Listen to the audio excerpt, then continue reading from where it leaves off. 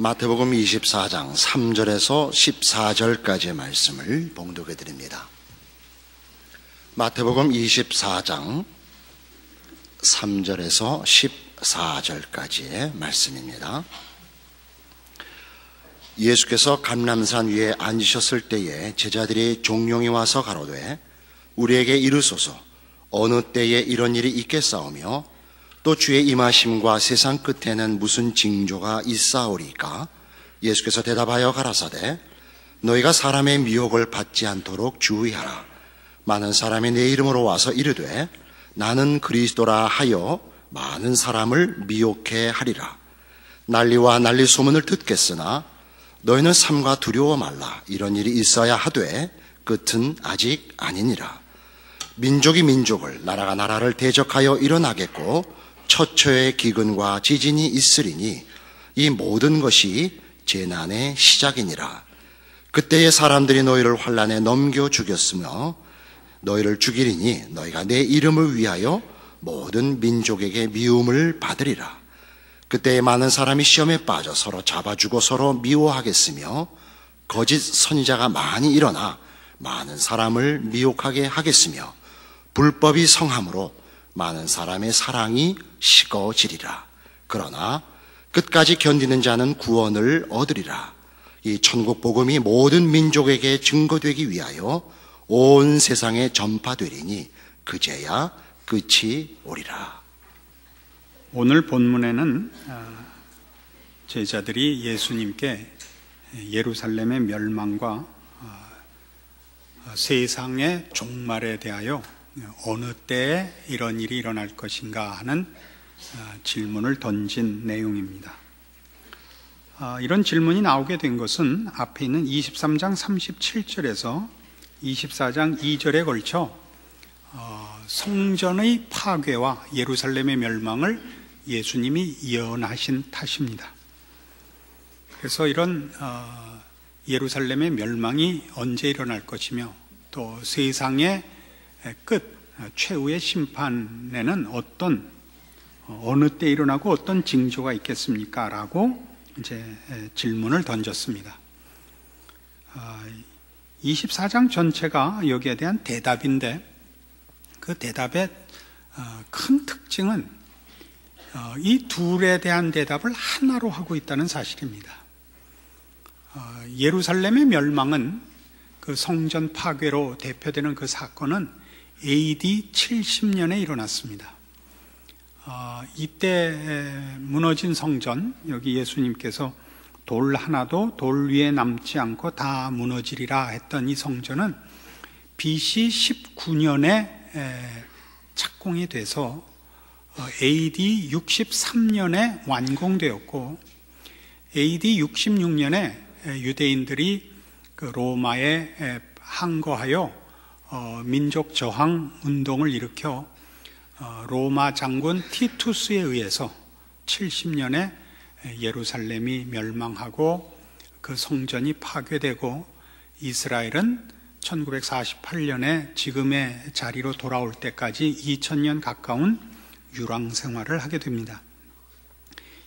이때 지금 우리가 보고 있는 이 부분이 이제 예수님 공생의 마지막 기간이니까 AD 30년 중반쯤이고 그리고 이제 한 30여 년 흘러서 예루살렘의 멸망이 있으니까 그 사건과 아직도 실현되지 않은 이 세상의 종말은 앞으로도 얼마가 더 갈지 모르겠습니다만은 어쨌든 2000년 가까운 아니 혹은 그 이상의 시간의 거리를 두고 있음에도 예수님은 이 둘을 하나의 대답으로 묶고 계십니다.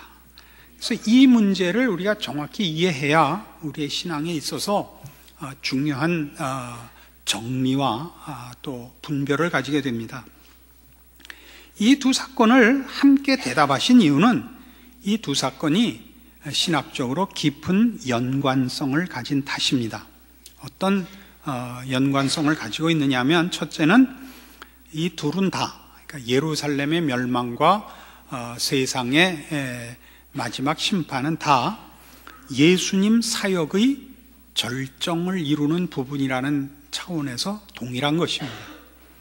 우리는 예수님의 사역을 십자가에만 국한하는 수가 참으로 허다합니다.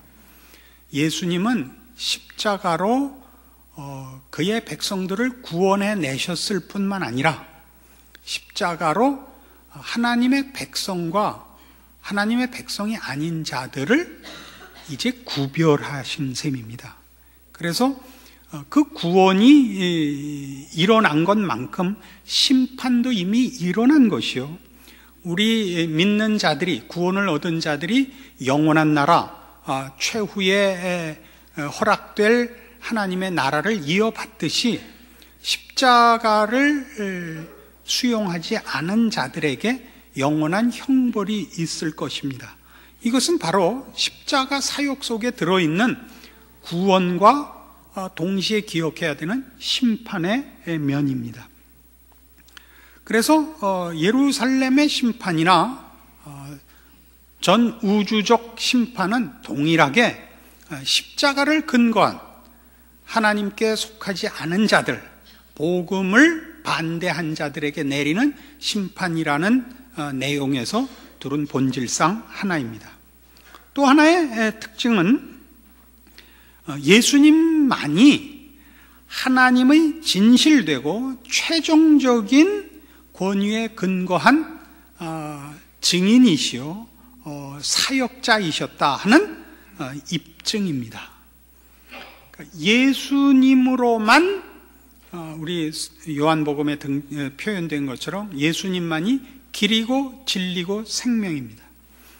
예수님으로만 구원이 있고 예수님으로만 심판이 있습니다. 예수님 한 분에게 구원과 심판이 있습니다. 예수님을 믿으면 구원의 반열에 서고 예수님을 거부하면 심판의 자리에 섭니다. 이것이 예루살렘 멸망에서 드러난 것이죠. 예수님을 거역한 자들에게 내린 심판. 그래서 예수님이 누구신가 하는 부분이 역사적으로 이렇게 확인이 됐고, 또 장차 전 우주적으로 확인될 것입니다. 그래서 지금 보는 바와 같이 AD 70년에 일어난 예루살렘 멸망이라는 사건 속에 있는 하나님의 심판, 예수 그리스도의 메시아 되심의 증거들은 곧바로 마지막에 일어날 우주적 최종 심판의 성격과 본질과 둘이 일치되기 때문에 예수님은 이 두 사건을 하나의 답으로 제시하고 계시는 겁니다. 이런 식의 인용은 성경에 얼마든지 예를 찾아볼 수 있습니다. 다니엘서 7장에 가보십시다. 구약 성경 1245페이지입니다. 이 다니엘서 7장에는 다니엘이 환상을 본 내용이 기록되어 있습니다. 그 환상은 사자와 곰과 표범과 열뿔 달린 짐승에 관한 것입니다. 이 환상은 그 전에 봤던 환상, 즉 신상의 환상과 내용이 같은 것입니다. 신상의 환상에서는 머리는 정금이었고 가슴과 팔은 은이었고 배와 넓적다리는 노시였고 종아리는 철이었던 그런 신상을 보았고, 지금 본 환상은 사자와 곰과 표범과 열뿔 달린 짐승으로 된 환상을 보았는데, 이것은 다 역사적으로 실존하고 있던, 실제했던 바벨론, 페르시아, 알렉산더 제국과 그 다음 이어온 로마 제국에 대한 환상이었고, 그것으로 상징된 앞으로의 역사의 진행과 종막에 관한 계시였습니다. 신상의 환상에서는 뜨인 돌이 와서 그 신상을 무너뜨렸고, 여기 다니엘서 7장의 네 짐승으로 되어 있는 이 환상에서는 13절 이하에 인자가 와서 저들을 파괴합니다. 내가 또 밤 이상 중에 보았는데 인자 같은 이가 하늘 구름을 타고 와서 옛적부터 항상 계신 자에게 나와 그 앞에 인도되며 그에게 권세와 영광과 나라를 주고 모든 백성과 나라들과 각 방언하는 자로 그를 섬기게 하였으니 그 권세는 영원한 권세라 옮기지 아니할 것이요 그 나라는 패하지 아니할 것이니라. 그래서 이 다니엘서에 나오는 인자라는 표현은 마지막 심판을 주도하시는 하나님의 사자로 그 내용이 되어 있고, 여기 표현된 인자의 도래도 그래서 전 우주적 마지막 심판을 그 내용으로 하고 있습니다. 그런데 이 인자의 도래가 마지막 심판, 그래서 그 앞에 언급됐던 세상 나라들을 심판하고, 그래서 세상 나라들은 역사적으로 실제했던 하나의 정치 단체를 의미하기보다 그 정치 단체들의 배경에 있는 이 세상의 원리들로 내용을 삼고 있는 세상의 그 풍조들, 그 정신들을 더욱 초점으로 삼고 있습니다. 저들을 멸하시고 이제 하나님의 나라를 세우느니, 그래서 이 세상 나라를 심판하고 멸망시켜야 될 마지막 심판자로 인자라는 표현이 그 뜻을 가장 두드러지게 상징하고 있습니다.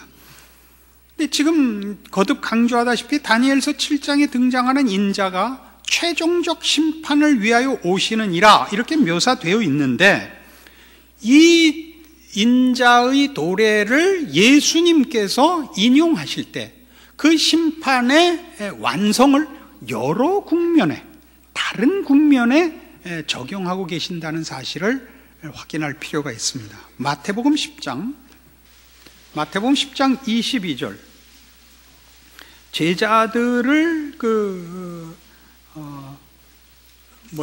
전도 여행을 보내시면서 주신 말씀입니다. 마태복음 10장 22절, 또 너희가 내 이름을 인하여 모든 사람이 미움을 받을 것이나 나중까지 견디는 자는 구원을 얻으리라. 이 동네에서 너희를 핍박하거든 저 동네로 피하라. 내가 진실로 너희에게 이르노니 이스라엘의 모든 동네를 다 다니지 못하여서 인자가 오리라.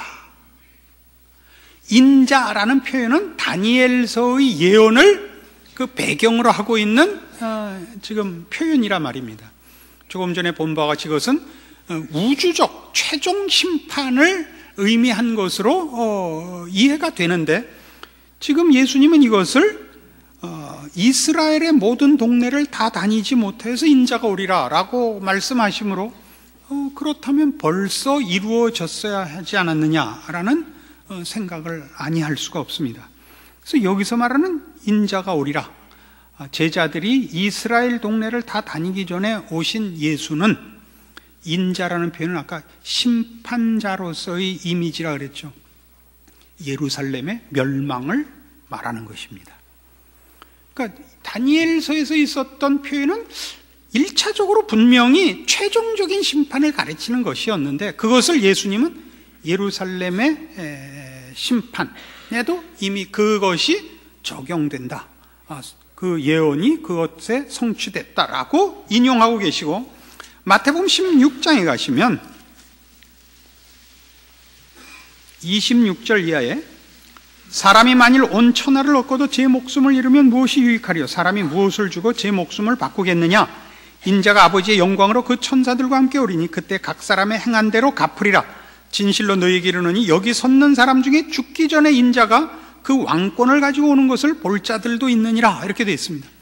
여기 섰는 자 중에, 살아있는 같이 있었던 제자들 중에 살아서 예수의 영광을 볼 자가 있다 그랬는데, 아직 예수님이 안 오셨잖아요. 우리 보통 하는 표현으로.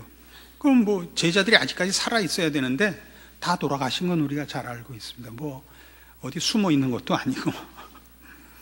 이것은 마태복음 28장 18절 말씀을 의미하는 것입니다. 부활하신 예수님의 말씀이죠. 예수께서 나와 일러 가라사대 하늘과 땅의 모든 권세를 내게 주셨으니 그러므로 너희는 가서 모든 족속으로 제자를 삼아 아버지와 아들과 성령 이름으로 세례를 주고 내가 너희에게 분부한 모든 것을 가르쳐 지키게 하라, 이겁니다. 하늘과 땅의 모든 권세를 주신 이로 이미 이때 제자들 앞에 다시 나타나신 것입니다. 그가 하늘과 땅의 모든 권세를 가졌다는 건 무엇으로 확인되느냐? 모든 족속으로 제자를 삼아 아버지와 아들과 성령 이름으로 세례를 줄 수 있기 때문입니다. 이 세상은 그 죄악된 원리의 괴수인 사단의 소나귀에 있고, 우리 모두는 죄인으로 태어나 그의 노예요 포로입니다. 우리를 구원하려면 하나님께서 이스라엘 백성을 구하려면 바로를 항복시켜야 됐듯이, 복음이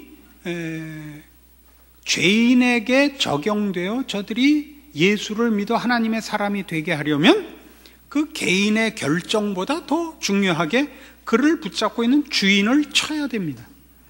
강도가 남의 집에 들어가 물건을 훔치려면 그 주인을 먼저 결박해야 물건을 뺏어올 수 있지 않느냐, 이 예수님의 비유입니다. 그래서 여기 이미 예수님은 이 세상의 권세를 그 전에 잡았던 죄악의 괴수인 사탄의 권세를 깨뜨리고 여기 표현한 대로 하늘과 땅의 모든 권세를 쥐신 이로 이미 서 계십니다. 물론 우리가 보통 이해하는 마지막 심판의 모습으로도 인용하셨습니다. 26장 63절, 예수께서 잠잠하시거늘 대제사장이 가로되 내가 너로 살아계신 하나님께 맹세하게 하노니 네가 하나님의 아들 그리스도인지 우리에게 말하라.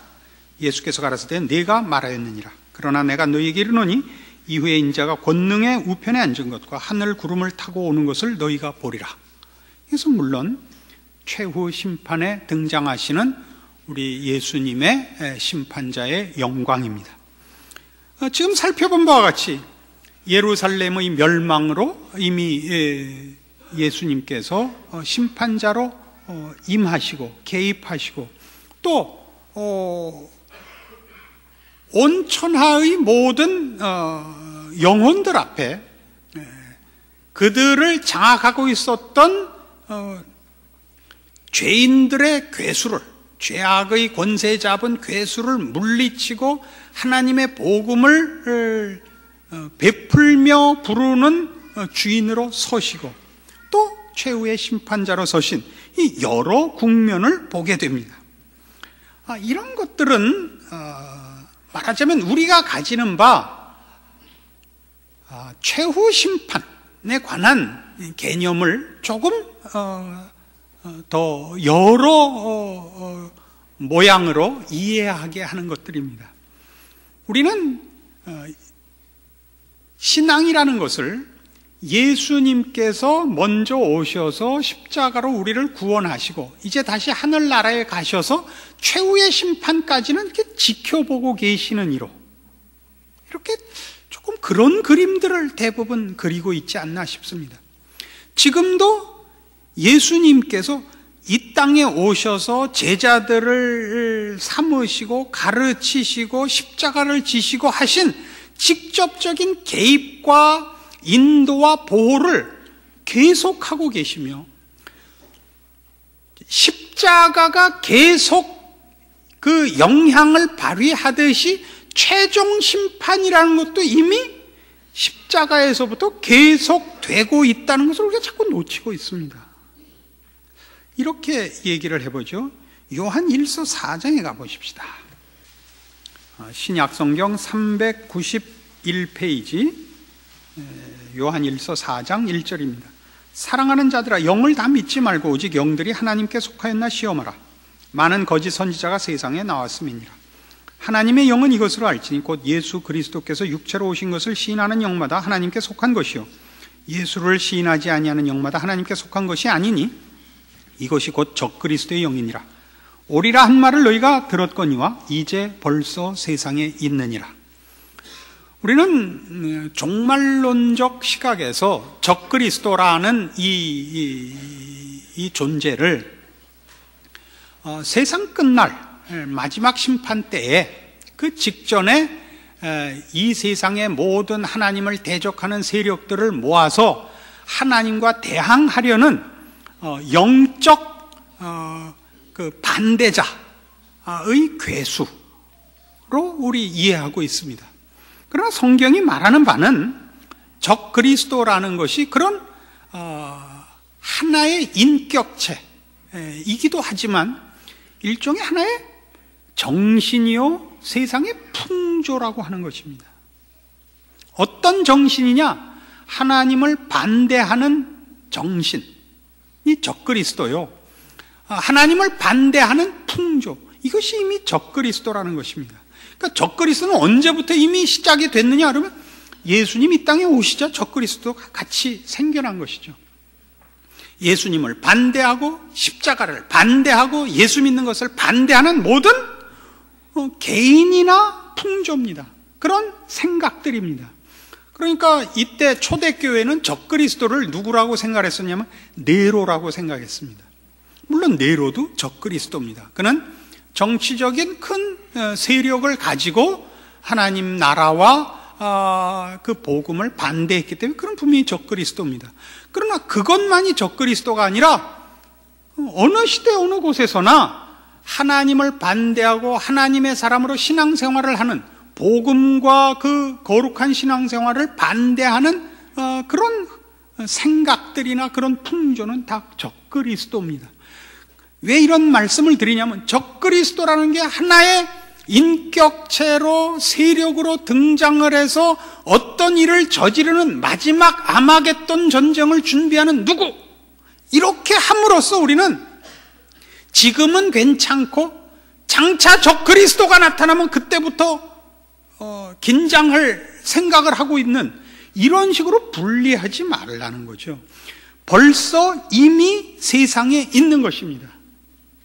마찬가지로 심판도 그런 것입니다. 심판도 이미 있는 것입니다. 그 심판이 마지막 날 예수님 오셔서 최종적인 심판이 있을 것입니다. 우주적인 심판이 있을 것입니다.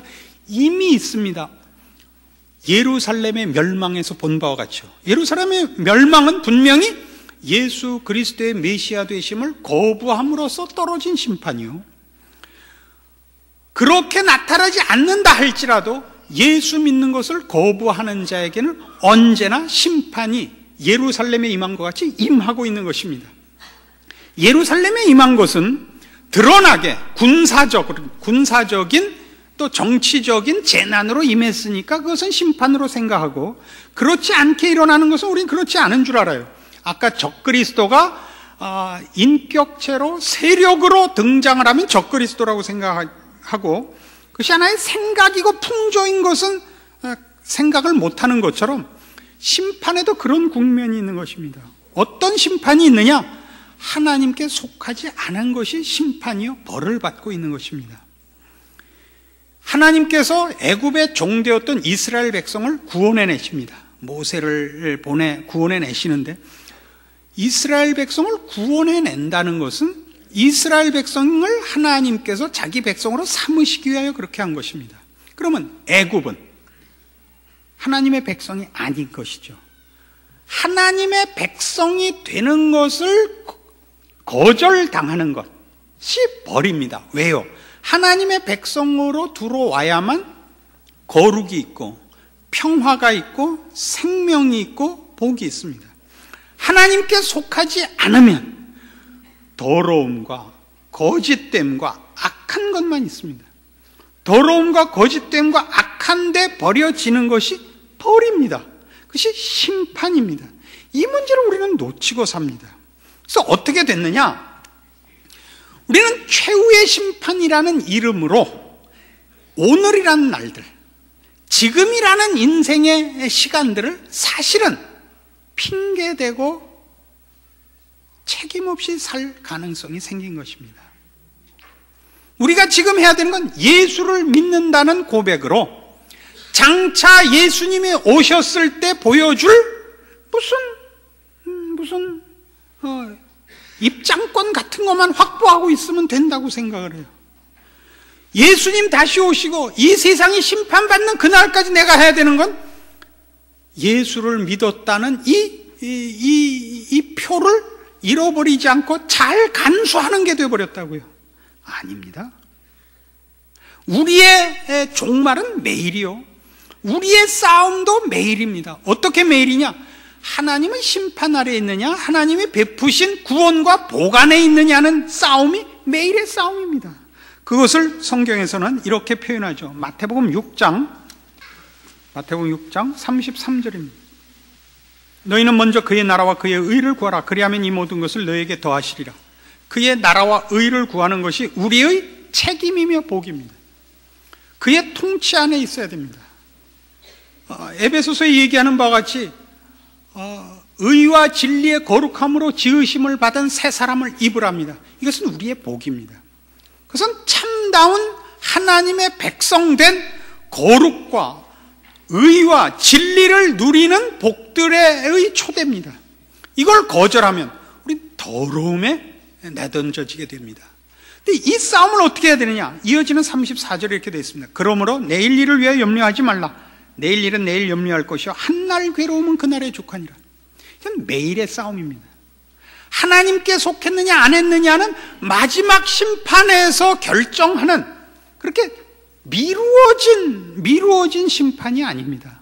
매일의 싸움, 지금의 싸움에서 확인해야 되는 신자의 책임들인 것입니다. 오늘 하루를, 지금을 하나님의 사람으로 사느냐 아니냐의 싸움이라고요. 이 부분을 우리는 최후의 심판이라는, 종말론이라는 표현으로 사실은 저 먼 뒷나라로 미루어 놓고 오늘을 대강 살고 있는 것입니다. 우리는 신앙생활의 현실이 기쁨과 희열이기보다 갈등과 절망이라고 생각해야 맞습니다. 왜냐하면 우리는 완성되지 않았고, 우리는 신앙생활의 분별이나 결정이나 그 승리하는 것보다 실패가 아직 더 많기 때문입니다. 그래서 매일의 신앙생활을 실제로 추구하는 자만이 갈등과 절망을 압니다. 우리가 어줍지 않게 무슨 신앙의 환희를 얘기하는 것들은, 이 사람들은 꿈을 꾸고 있는 겁니다. 오늘을 살지 않는 것입니다. 우리의 신앙의 가장 큰 위험은 갖고 있는 입장권을 확보하고 있는 것으로 만족하고 있거나, 아니면 신앙생활을 남에게 전가하고 있어서 일어나는 것입니다. 여러분은 물론 남을 위해서 기도하기도 하고, 누구 선교사를 후원하기도 하고, 전도를 하기도 하고 하실 것입니다. 그러나 그렇게 함으로써 여러분의 신앙 행위가 다 책임지워졌다고 생각하는 것은 그건 잘못입니다. 여러분의 신앙생활은 무엇을 하는 것이 아니라 무엇이 되는 것입니다. 그 무엇이 되는 것이란 뭐냐? 하나님의 사람으로 사는 것입니다. 죄로부터의 분리, 거룩으로의 추구, 이 싸움을 놓쳐서는 안 됩니다. 종교적인 행사를 하는 것으로 이 답을 다 대신할 수 없습니다. 이 싸움을 하면 여러분은 자랑할 것보다 절망할 것이 더 많다는 것을 금방 경험하시게 됩니다. 여러 번 이 말씀을 인용했던 것으로 제가 기억하는데요. 테니스를 치면 하수들은 꼭 무슨 얘기를 한다 그랬어요? 지가 잘한 얘기를 한다고요. 고수들은 꼭 무슨 얘기를 해요? 지가 못한 얘기를 한다고요. 신앙에도 하수들은 꼭 무슨 얘기를 할 것 같아요? 지가 잘한 얘기를 해요. 고수들은 무슨 얘기를 해요?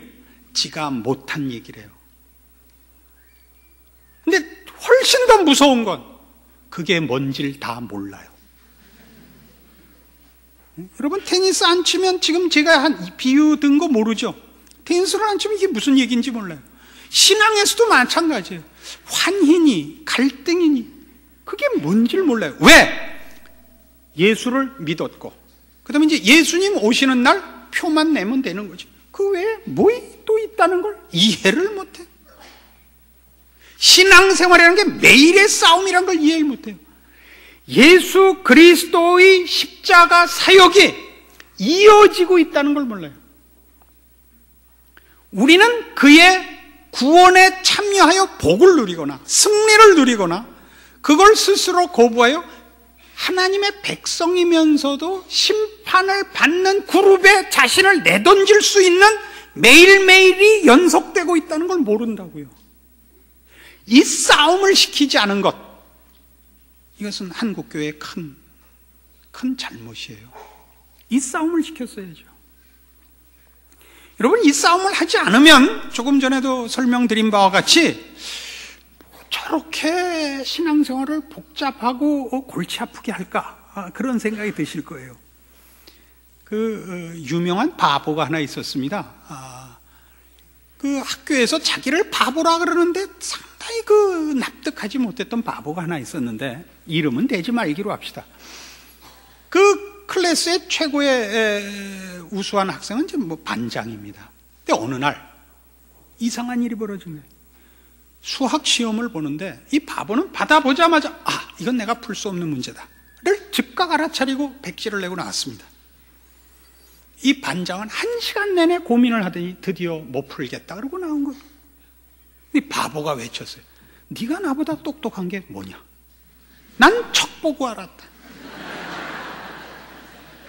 여러분, 신앙은 이걸걸요. 신앙이, 예수 믿는 게 뭐가 그렇게 복잡해? 단순하게 믿으면 되지. 세세한 부분까지 다 기도하라고. 어느 할머니는 바느질하다 바늘을 잃어버려서 기도했더니 바늘이 그냥 딱 돌아오더래. 이렇지 않아요. 신앙이란 거 그렇게 간단한 게 아니에요. 왜 이렇게 복잡한 얘기를 하느냐? 하나님이 우리를 그렇게 지으셨어요. 하나님의 형상대로 지었고, 신앙의 내용이 하나님의 거룩하심으로의 초청이에요. 그렇게 간단한 게 아니에요. 사탕 하나 물면 눈물 뚝 꽂히는 그런 3살, 4살 된 수준으로 우리를 부르고 있지 않아요. 그러니까 여러분이 쉽게 예수를 믿으려고 하는 이유는 신앙의 싸움이 무엇인지도 모르고 그 싸움을 할 마음이 없는 거예요. 거룩의 소원이 없는 거예요. 대강살제는 것이죠. 히브리서 3장 가보시겠어요? 신약성경 355페이지 히브리서 3장 12절입니다. 형제들아, 너희가 삼가 혹 너희 중에 누가 믿지 아니하는 악심을 품고 살아계신 하나님에게서 떨어질까 염려할 것이요, 오직 오늘이라 일컫는 동안에 매일 피차 권면하여 너희 중에 누구든지 죄의 유혹으로 강팍해 됨을 면하라. 아까 마태복음 6장 33절로 끝나지 않고 34절이 있었죠. 그게 결론이에요. 그러므로였어요. 그러므로 내일 일은 내일 염려할 것이요, 한날 괴로움은 그날에 족하니라. 그러니까 한날의 괴로움이라고 왜 묘사되어 있죠? 아까 얘기한 신앙의 싸움을 제대로 하면 그것은 갈등과 절망이 더 많기 때문이에요. 오늘을 싸워야 돼요. 오늘을, 지금을 싸우지 않으면 우리는 평생 신앙생활 못하고 종말을 맞을 수가 없어요. 오늘을 이기지 않고는. 여러분, 늘 하다 실패하는 다이어트 얘기하고 똑같지 않아요? 모든 다이어트의 실패는 여기에 있죠. 내일부터 하지.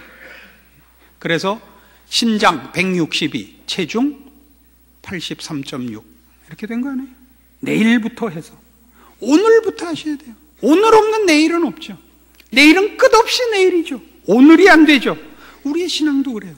저 최후의 심판이라는 이름으로 오늘을 안 살면 여러분은 십자가를 욕되게 하는 것이요, 여러분이 스스로 고백하는 예수를 믿는다는 고백을 여러분 스스로 파기하는 것입니다.